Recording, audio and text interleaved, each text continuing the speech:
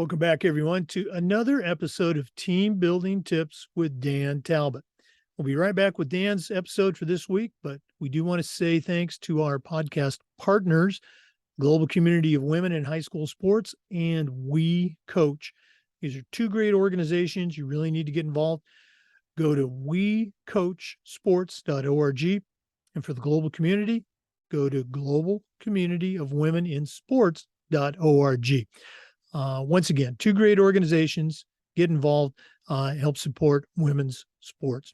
So at this time, let's go and hear from our podcast sponsors, and then we'll have team building tips with Dan Talbot.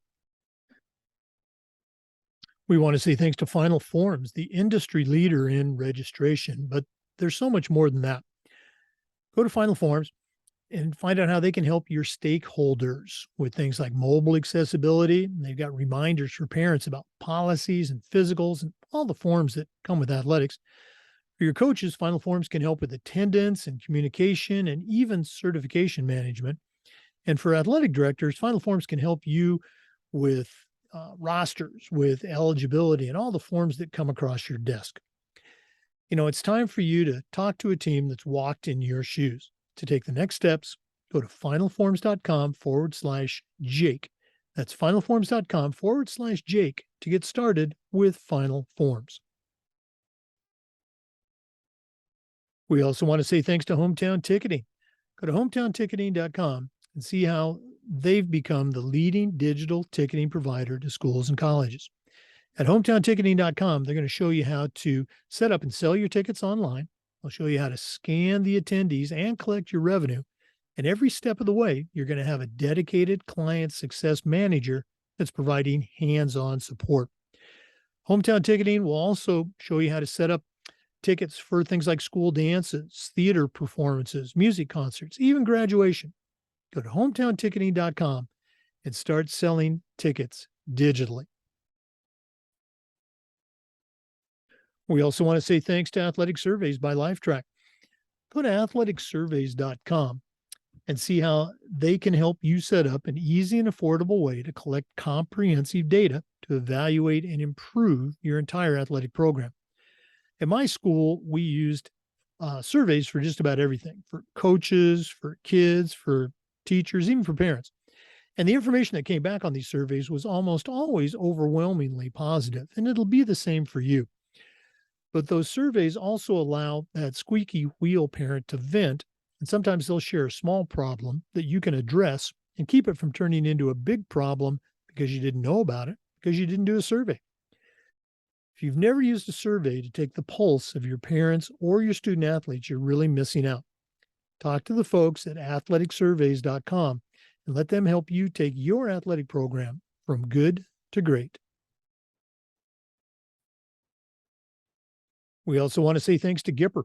Go to Gipper.com and see how athletic directors are creating world-class marketing content for their school social media channels. You can do it in seconds on any device, and you don't need any design experience. It's so easy, even I can do it.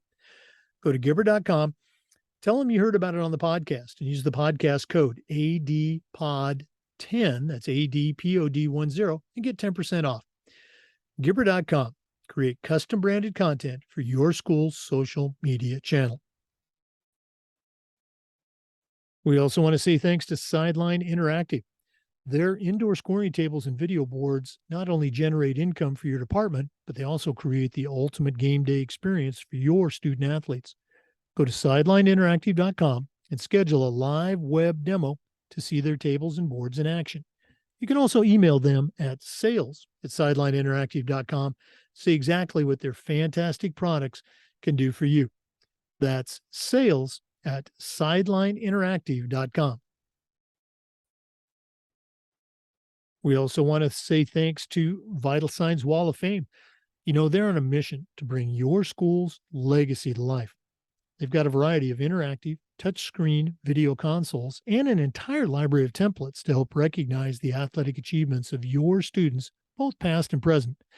Let them help you showcase your school's diverse history and your proudest moments. Go to vitalsignswalloffame.com or email them at sales@vitalsignswalloffame.com. If you're looking for a really cool way to display your record boards or your Hall of Fame, go to vitalsignswalloffame.com. We also want to say thanks to Huddle. Huddle is how the world sees sports. Go to huddle.com and see how over 200,000 teams across 40 sports use Huddle to help their athletes and their teams play better using video and analytics. As a football coach, I used Huddle for years, but as an athletic director, our school was a Huddle school. And our coaches just loved the tools that allowed them to use the mobile apps, the smart cameras. Of course, they use the analytics to help their teams play better. Huddle is a complete solution with professional grade analysis, whether you're a club coach, a high school coach, college, or even a professional coach. Go to huddle.com and see why we believe in sports, but teams believe in Huddle. Join the 6 million users at huddle.com. And we want to say thanks to SnapRaise. Go to snapraise.com and see how their fundraising platform can help you raise thousands and thousands of dollars. Get away from the fundraising headaches of the past. Okay? There's no selling, there's no inventory management, there's no upfront costs, and most importantly, it works. Our coaches use SnapRaise, and it was just fantastic. And you can put the SnapRaise digital difference to work for you. It's easy, it's safe, and it works. Go to snapraise.com and check out the thousands and thousands of dollars that they've helped programs just like yours raise using SnapRaise. Change your fundraising game plan and start a fundraiser that works for you. Go to snapraise.com to get started. Hey, welcome back, everyone, to another team building tip. We do this every Thursday. Dan Talbot, Certified Master Athletic Administrator and the Senior Athletic Director for Polk County Schools in Florida, longtime Florida AD, member of the FIAAA board. Every Thursday, he shares his wisdom and team building tip. This is episode number 21. Dan, what do you have for our listeners this week?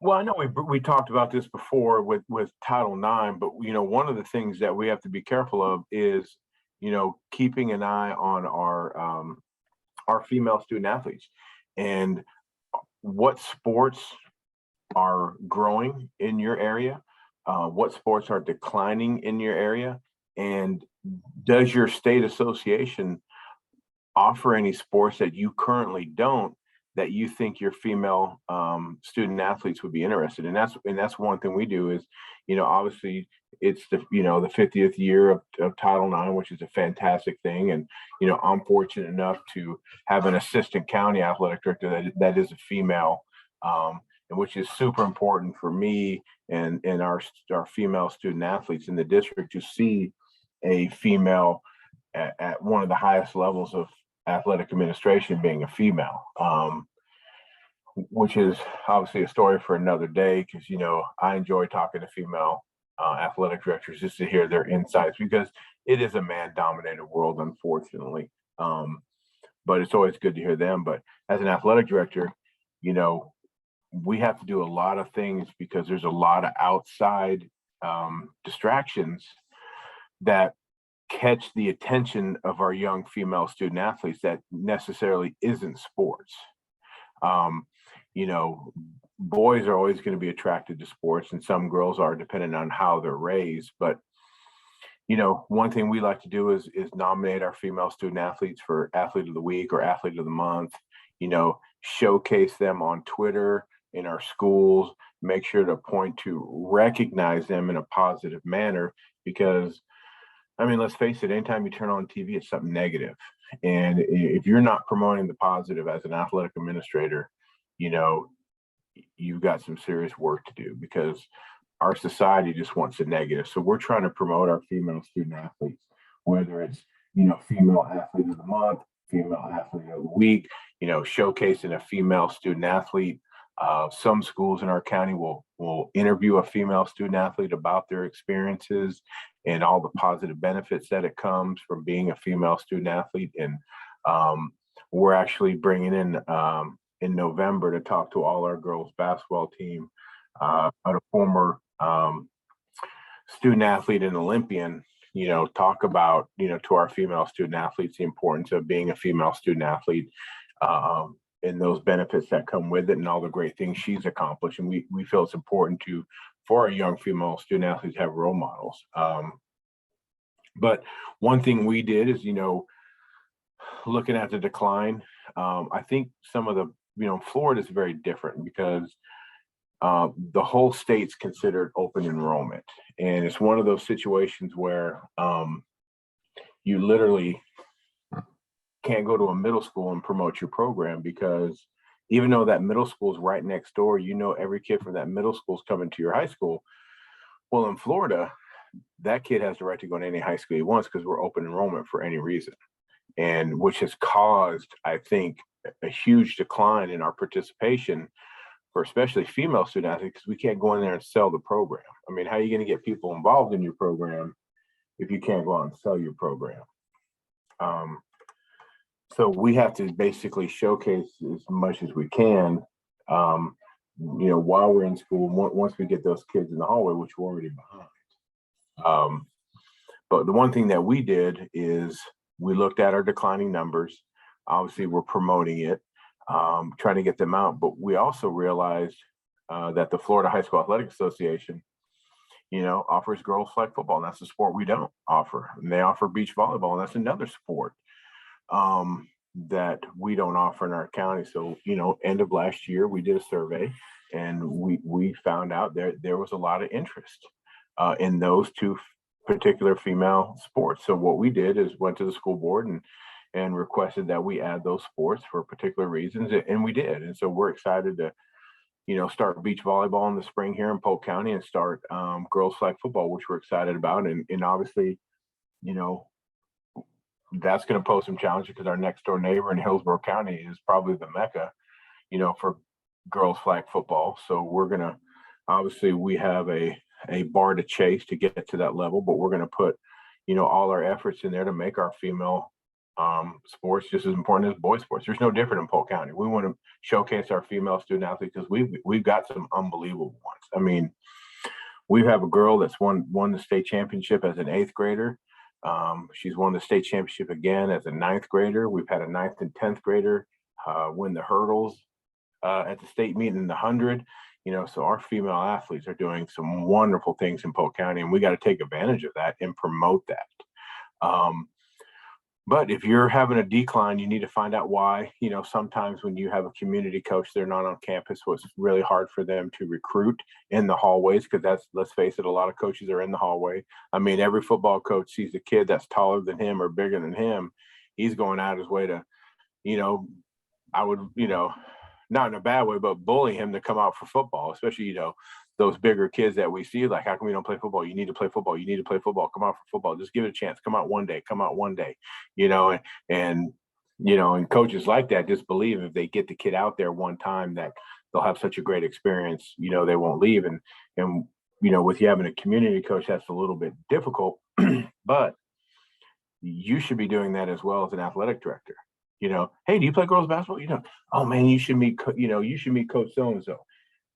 Great coach. She does a great job. You will love her, and so when those community coaches are, not there on campus, it should be the athletic director recruiting for those programs and do those different things.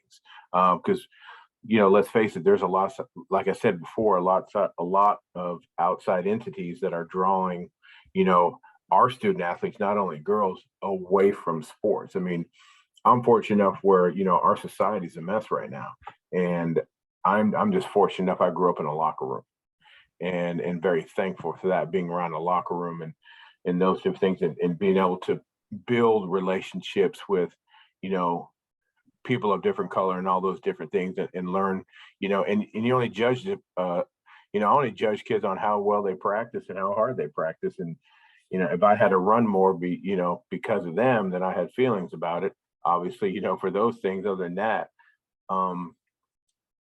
but as an athletic director, keep an eye on your participation levels for female sports. If you need to add a sport, try to do that. I know that's a difficult task. Trust me, it was for me as well. We just didn't wake up one morning and say we're going to add a sport because, as a district athletic director, it's one of those things where, you got 17 schools you got to think about. it's so when a decision's made at that magnitude, and you're going to pay a coach $3,000 to be a coach, well, it's 17 times 3. Everything is times 17 that you want to do. But monitor your participation and recognize your female student athletes on Twitter, in your school. Some schools have where McDonald's will give them a $10 gift card if they're the female student athlete of the month, and go get McDonald's for free. Just do different things like that to help promote your female participation and keep it growing. Yeah, again, you touched on a lot of different things. The promotion of all your student athletes, and particularly the girls, because historically they've gotten the short shrift there, and our kids and your coaches are doing so many great things. Why not have that be the lead? Don't let someone from the community take control of the narrative. I know that's a cliche. You as an AD control that narrative and talk about all the great things, share all the great things that your kids are doing. On starting a sport, again, you want to take those surveys and not just do a knee-jerk reaction. At my school up in the Panhandle, we had for spring sports, as you know, spring's the busy season. Our track program, we had over 100 kids in our boys and girls track program. Tennis, we were loaded, multiple teams at all levels. We were trying to build our softball program, and we had a handful of girls that came to me just about every year I was the AD that wanted to start flag football, which is also huge in the Panhandle. I said, you need to bring me 15 girls that are ready to do the sport. Let's have a meeting. And they would, every year they'd have 7, they'd have 9 maybe, but I just put 15 out there as an arbitrary number because I knew some kids would, probably quit after, they started all the running. And we just couldn't do it. But our softball program continued to grow. It was strong, and we felt that we were representing the interests of our girls. And hopefully down the road, they'll get flag football because it is a great sport. More kids involved. It doesn't cost anything. And again, it's a great way to build your entire athletic program. Well, and the one thing we're doing too is we're aware that, like I said in the beginning, when we were discussing adding those sports, I don't want to hurt one sport to add another sport, and so the track coaches and softball coaches are a little bit worried about girls flag football, but it's our first year doing it. So it's going to be, we're fortunate enough to where it's going to be an in-county only schedule. So we're going to play against other teams that are in the same boat for, it's a first year program for every school in our district. So we should all be on the same level somewhat, and do that for 2 years before we break off and get put into a district and go for the state series events in Florida. But we're going to be very conscientious too, that we're going to play our games early in the week and on nights because if we want to be able to promote a student athlete, female student athlete that wants to participate in girls flag football, but then also wants to do track and field too. And so by having the flag football games earlier in the week, it still allows a female student athlete to get some work at track and then participate in track on the weekends, because we never want to deter something like that. I know we want multiple athletes to do multiple, play multiple sports, but it does pose a little bit of challenge when they're in the same season. We expect our coaches to, work it out in the best interest of the student athlete. But we can help as athletic administrators, make sure games on certain days or at certain times, and that way it assists in that process, because it's easy an athletic administrator to say, hey, you coaches, work it out for the betterment of the student athlete. But are we doing our part as well to ensure that happens? Because we don't want to add one female sport to then hinder another. That's really not what we're after. Because I know when we added lacrosse 5-6 years ago, was that was the first thing I did as county athletic director to add lacrosse. We did the survey. 87% of the girls playing lacrosse in Polk County on that first year have never participated in any sport in Polk County. And so we were ecstatic with those numbers, because we went out and reached, all these student athletes that have never been involved in a sports program, because we are the #1 dropout prevention program in the country, and that's sports. And so we're very proud of that, and we hope flag football in beach volleyball are going to meet the interests of our female student athletes, and keeping them involved and keeping them around, because I think everyone can tell you the positives, the benefits from growing up in a locker room in the sports world. Oh yeah, I love that expression, growing up in the locker room, and again that stat that you mentioned, 87% of the kids had not done a sport at all. Wow, that's really showing the effectiveness of the athletic department and that particular adding that particular sport. Very, Well, don't get very me cool. wrong, it is Polk County and it was lacrosse, and so it was interesting. It was funny because we actually celebrated it, and we actually had all the teams come to one stadium on a Saturday and all play. We had 4 games back to back. Everyone got in, to promote the sport, and one of the parents asked me, he goes, "Hey, coach, you know what's going on out there?" I said, "I have no clue, but I know you don't either because you're not complaining at the officials." I said, "I'll give y'all 1 year before you start telling the officials on how they need to ref this game." But it was really nice the first year because no one knew what they had to do. I just remember the first boys game when one of the kids got hit with a stick, his mom went crazy, and like, that's part of the rules. I don't understand it either, but Right. it's part of it. Yeah, when I years ago when I was at a school that had lacrosse, it was my first experience, and I remember telling the parent, if they had this when I was in high school, I was football, basketball, and track. I said, "You mean I get to run around and hit somebody with a stick?" I would have been all over that. So yeah, it's even after they learn the rules, they still don't know the rules. So yeah, great stuff, Dan. Yeah, but If go one ahead. of our go ahead. I'm sorry. No, I just think, in just thinking back, I mean, you take soccer, you know, I mean, what put soccer on the map, I feel personally, in America was the women winning the World Cup, and look at our gymnastics team, and look at all the things that, our female athletes, imagine all the memories you have of, the women winning the World Cup in '94, or another experience you're involved in with a female student. Imagine those experiences. Imagine if they didn't happen, and I couldn't imagine it because I think what, women's World Cup win did for women's soccer in America, has really pushed us into a perennial. And I'm excited for the World Cup and see if the men can finally get something done this year. But the WNBA is still around, and a lot of attention there going on too. But keep your female student athletes in mind; they're just as important. And if you don't think that, you need to get out of athletic administration, immediately. Well, and again, you mentioned these watershed events last spring. The NCAA women's softball, far outdrew attendance wise and TV wise the College World Series for baseball. And you just mentioned the WNBA, new viewership and attendance records. So it's cool. It really is cool to see women's sports begin to kind of have their day. And again, we're not done. We can do better, but it's cool to see where we're at. I remember as a kid watching Mary Lou Retton compete in the Olympics. I mean, so I mean, I can tell you this because I've coached men and I've coached women, and women, when they're together, are 100 times more competitive than men. Because I coached the girls weightlifting team, and man, they were competitive and they are feisty. I was taken off guard. And even the girls, like, because I also was a football coach. So I was a football coach and girls weightlifting coach. And those girls got on me for not treating them like I treated the boys.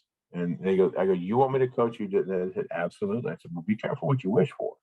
And so I did, but they just wanted to be treated the same. And that's when I realized they just wanted to be treated the same.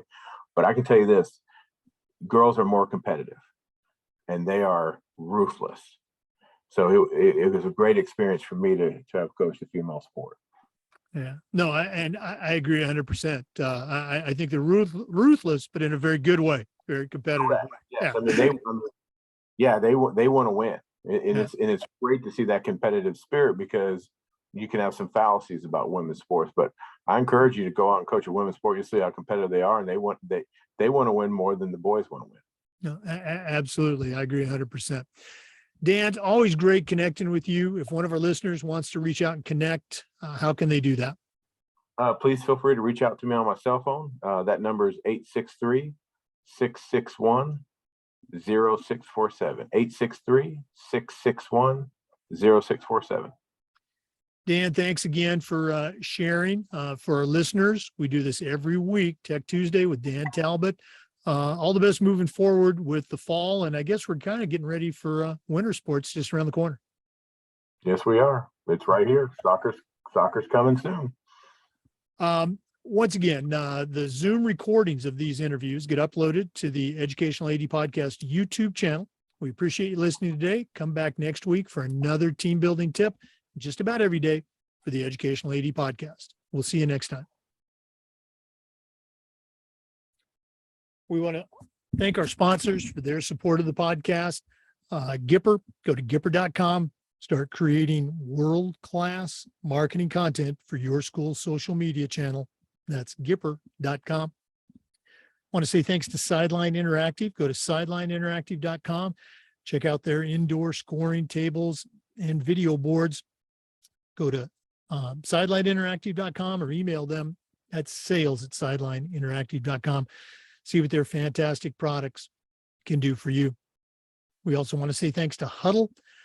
Go to huddle.com and see how your school can become a Huddle school. As a football coach, I used Huddle for years. As an AD, our school was a Huddle school. And our coaches just loved the mobile accessibility, the smart cameras, the analytics.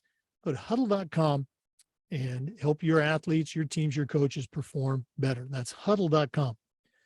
We also want to thank Wall of Fame by Vital Signs. If you're looking for a really cool way to display your school records or your Hall of Fame, go to vitalsignswalloffame.com. You can also email them at sales@vitalsignswalloffame.com to get started. We also want to say thanks to SnapRaise. Go to snapraise.com and check out their fundraising platform. Our coaches use SnapRaise, and it was just fantastic. And they can help you raise thousands and thousands of dollars. That's snapraise.com. We want to say thanks to Final Forms, the industry leader in registration. Final Forms can help your stakeholders. They can help your coaches. They can help you. Go to finalforms.com/Jake to get started. That's finalforms.com/Jake.